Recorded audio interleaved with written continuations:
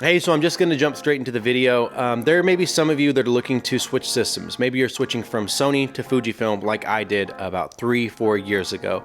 And I switched full time at that point. Completely sold all of my Sony gear, bought all of my Fujifilm gear, and within 3 days I was completely on a brand new system, learning everything and having to use it for work in a production basically full-time system. The company that I was working for, I used my own gear for the videography and for the photography, and so I had to make sure that what I was getting was something that I knew was going to be able to perform up to my standards in order to not only create weekly videos, weekly testimonial videos, actually videos, I probably was shooting about 4 or 5 videos a day, including 2 or 3 that were going to go on YouTube or Vimeo or on the website. I was constantly having to shoot photos for about 1, 2, 3, 4, 5, 6, 7 different events per week that happened every week, so that the website could be refreshed and updated and we could have archives, as well as shooting video and photos for advertisements for an internship for this company, and as well as getting photos for recaps for the internship for each class that finished up. You know, a lot had to be done.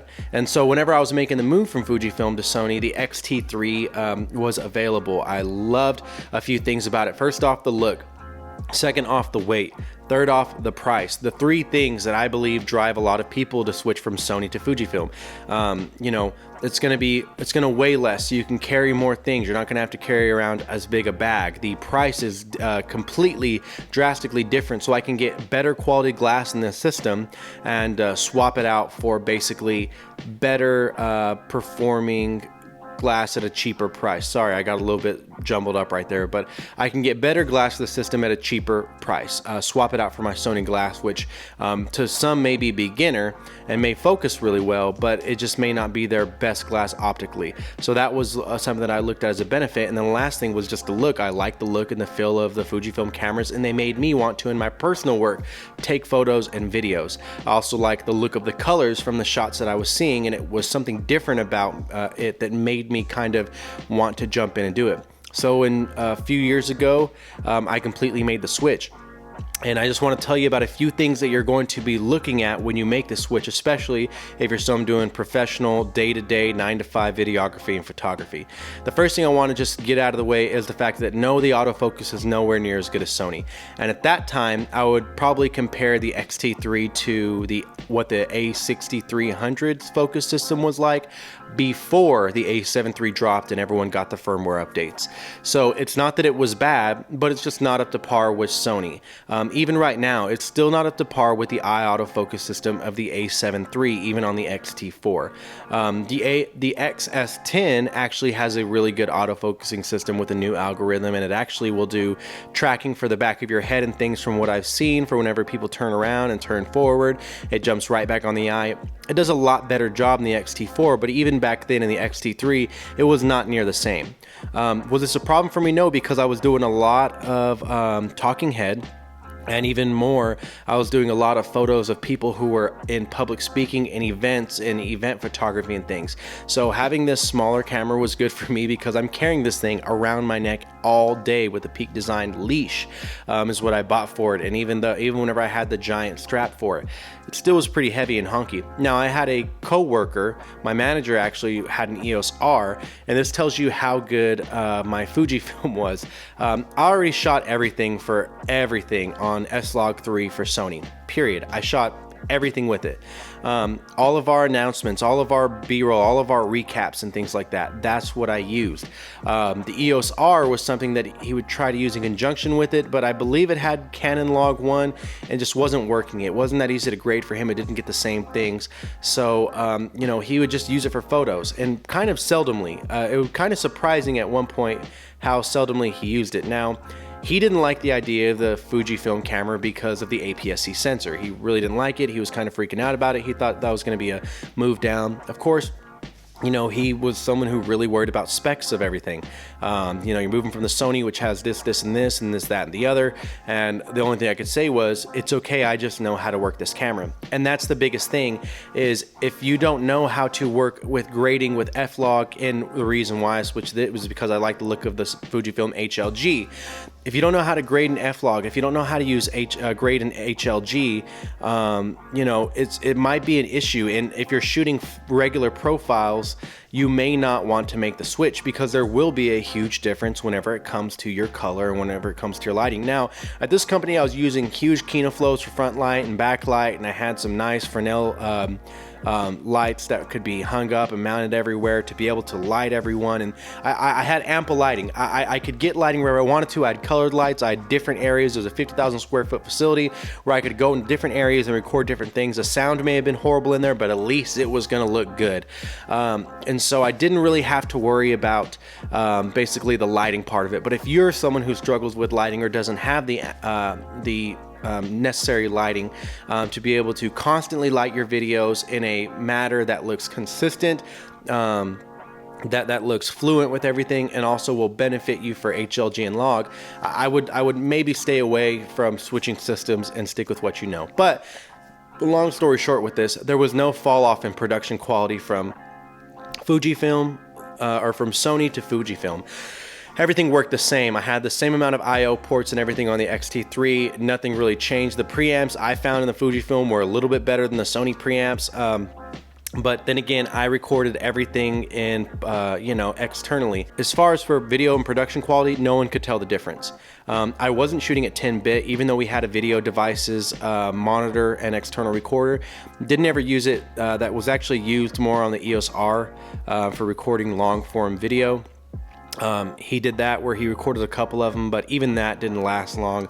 We eventually moved over to using the C300s to record long form video, because I was able to get everyone to realize that 4K doesn't really mean anything to anyone, even though we have 4K projectors. No one's going to tell the difference, and it's kind of harder for the computers to run and be able to process that. 1080 is kind of the way to go. So shooting at 1080 on the C300s was what we turned to for a few more production things, but for the most part, the X-T4 was what I used every single day. With the X-T4, with the battery grip and the lenses that I had, you know, it was the way to go. I had the 23 f2, which I use for videos with multiple people. I tried to use the Fujifilm app, but it was horrible, so I had to make sure I got a lens that I've heard and that from reviews and from reading would be good enough for video work. So I had the 23 f2, I had the 56 1.2, which I ended up learning that I could not use for video too much, because once people start moving and with two heads in the shot, it just got really confused. And then I had the 35 1.4, which I used for as much as I could.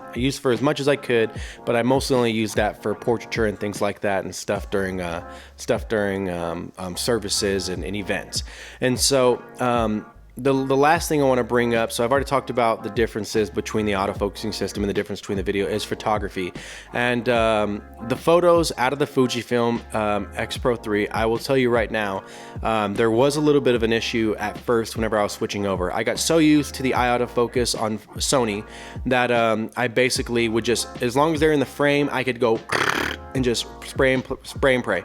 That's what I would do, and I would sit back and I would actually just have to go through, I mean, I would take anywhere from 200 to 300, 400 photos within a 20-minute session of an event.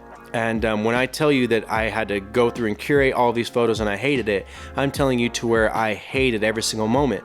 There were certain people that they wanted me to get good photos of, especially with the women. They wanted them to be smiling and look pleasing and not look, you know, demanding and upset. They wanted to make it a place to where families looked happy, and so they were. And so I was trying to capture that. So I would have to just shoot, and just blast off a whole bunch of photos for the hope that one of these 15 photos of this one moment actually stuck, and they were actually, you know, something that I was going to be able to use. Now, when I got the Fujifilm, because I couldn't do that, and I had to still make sure that I had, you know, the person in focus, my subject matter. I had to make sure that they were still the main focus of everything, and that my composition was great, and that I was framing them up correctly so that the autofocus would actually work pretty well. And I wasn't taking as many shots. I actually learned I had more keepers. People will tell you, oh, you know, these cameras make you slow down. And I don't like to use that, like, oh, you have to slow down. It helps you slow down, because I feel like that's a cop out for you not performing well enough. That's just saying it's slow. You can't take as many shots. You're going to miss some shots. You know, people talk about it with the X Pro 1. People talk about the Leica M10 series, or the Leica M10. People talk about it with, like, you know, older vintage cameras. Oh, they make you slow down. I don't want to slow down. If you're someone who's working a nice 9-to-5 for a company, you don't want to slow down. That kind of bugs, okay? You kind of have to keep moving.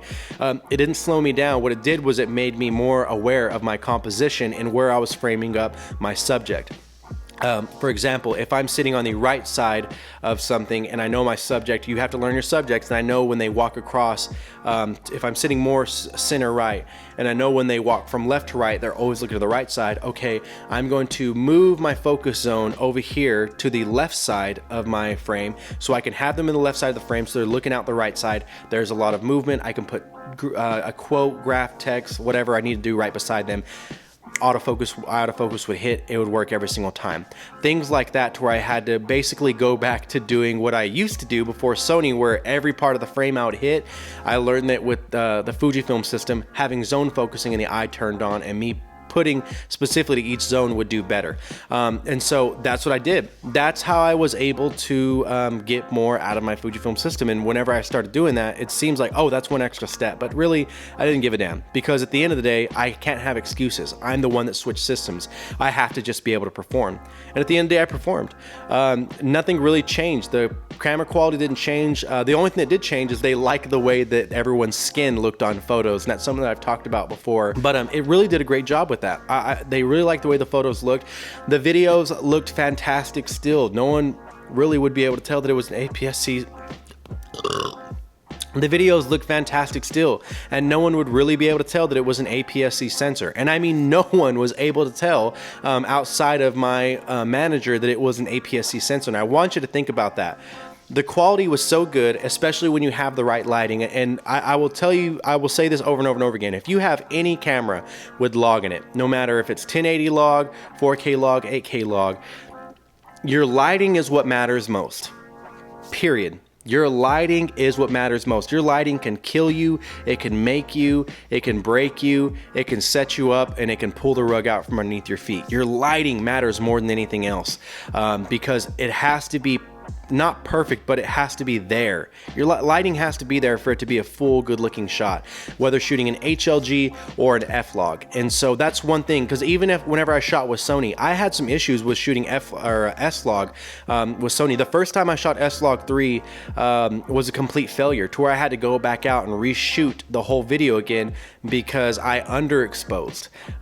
You know, I was so worried being taught year after year after year. And I actually had an argument with my manager because he watched a video about exposing for a gray card 15% or something like that, and he told me that across the board, and I had to do that. So I went out and did it, and it was wrong. And so eventually I taught him about what I learned, which was the overexpose by a third of a stop to a stop rule, so that you can lift the shadows out of those blacks, because the log should be good enough to pull back. And so basically what I'm saying is your lighting matters. The amount of light that sensor gets matters. And yes, you can overexpose a log in the HLG video, but at the same time, you can still pull some of that stuff back, and you know when too far is too far, and there are limitations, but you can't have lack of light in these shots and still expect them to look great, especially if you're looking to make a well-lit surrounding or a well-lit video. Overall, what I'm telling you is this: the switch from Sony to Fujifilm is not as scary as you think. Autofocus is going to be the big thing you miss, period. The APS-C crop-in mode, the Super 35 mode, you'll probably miss that a little bit in case you're shooting long, far away, or you want a different focal length kind of look. You'll miss that a little bit, but that's about it. that's honestly it. That's the only things that I miss from it. You know, sometimes I do miss the autofocus, but a lot of times I don't care because now I shoot mostly portraits or talking head videos. And you know, I don't really miss, you know, any of the ports, any of the I/O, any of the special bells and whistles. I miss the camera app because the Fujifilm camera app's not that great. But, you know, the photos, the video, everything was still professional, was still something that was great. And as someone who did this for a living, and this was my job, working for a business doing this for 6 years, nothing really changed from end to end. Now I'll talk about when I switched from Fujifilm to Canon because I got talked into the full frame bullshit, and I'll talk about how the switch back from Fujifilm to Canon was a way bigger difference.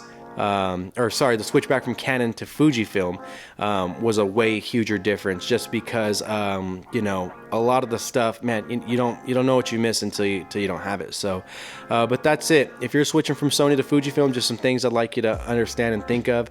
You're not losing that a lot in performance. You're not losing that much in, especially if you're in a professional environment, you're not losing that much at all. There's not anything that's going to come close to Sony autofocus coming from Fujifilm anytime soon. But the good news is that in every other application, they're pretty close, if not neck and neck, if not even. And then in an autofocus system, let's say that Sony is running at going at 100% efficiency, Fujifilm's shooting at 90, so the gap isn't even that big there. So I hope this helps some of you out, or this is interesting to anyone. But that's it. That's all the time I have for this one, and have a good one.